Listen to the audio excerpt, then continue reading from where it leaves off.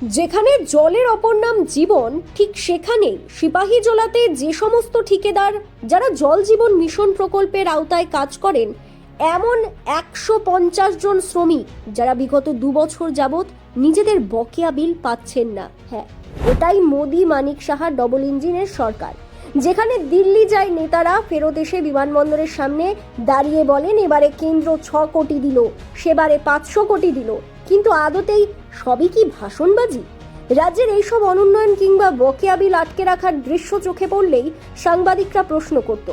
বাধ্য হয়ে সিপাহীজলা জেলার 150 জন ঠিকাদার নিজেদের বকেয়া বিলের জন্য বিশ্রামগঞ্জ বিডব্লিউএস এক্সিকিউটিভ ইঞ্জিনিয়ার সুবীর দাসের নিকট যখন ডেপুটেশন দেয় এবং মুখ্যমন্ত্রী মানিক সাহার নজরে নেয়, ঠিক তখনই প্রশ্ন ওঠে, কেন্দ্র কি দিচ্ছে না টাকা?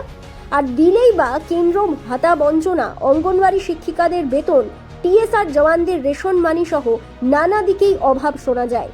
এই সব বঞ্চনার জন্য একদিকে যেমন রাজ্য প্রশাসনের নানা দিক হুমকির মুখে, তেমনি বঞ্চিতদের আত্মহত্যার মতো প্রচেষ্টা বাড়ছে। তবে ঠিক কবে নাগাদ আর কতটা ইঞ্জিন যুক্ত হলে সরকার চালাতে পারবে ঠিকঠাক মতো, তার উত্তর রয়েছে সরকারেরই কাছে।